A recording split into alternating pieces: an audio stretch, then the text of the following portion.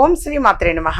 ఇప్పుడు తెలియజేసే అంశము ఈ రాశి వారికి మరి ఈ మాసంలో మధ్యస్థంగా ఉన్నది అని చెప్పొచ్చు. అంటే ఆరోగ్య విషయంలో కొంచెం జాగ్రత్త అనేది అవసరము.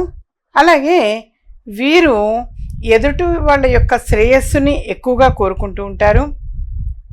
అలాగే దైవ దర్శనాలు అనేవి కూడా ఎక్కువగా చేసుకుంటూ ఉంటారు.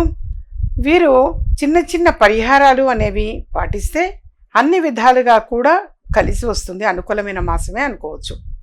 విద్యార్థులకు కూడా కలిసి వచ్చేటువంటి మాసమే. వీరు ప్రతిరోజు కూడా దశరథ ప్రోక్త శని స్తోత్రము అని ఉంటుంది, అది చదవాలి తప్పనిసరిగా. నీళ్లలో ఒక రాగి చెంబు తీసుకొని అందులో నీళ్లు తీసుకొని నీళ్లలో కొంచెం నల్ల నువ్వులు అనేవి వేసి రావి చెట్టు మొదటిలో శనివారం నాడు పోసి రావటం చాలా మంచిది. అలాగే శనికి తైలాభిషేకం చేయటము అనేది మంచిది. బ్రాహ్మణునికి నూనె, నువ్వుల నూనె, నువ్వులు అనేవి దానం చేయటం చాలా చాలా మంచిది. అలాగే ఎప్పుడైనా ఒక శనివారం నాడు ఆంజనేయ స్వామి వారికి అభిషేకము అనేది చేయించటం కూడా చాలా చక్కని ఫలితాలు అనేది పొందగలుగుతారు. వీరు మరీ తెలియజేసేది, ప్రతి శనివారం తప్పనిసరిగా దశరథ ప్రోక్త శని స్తోత్రం చదవడం చాలా మంచిది.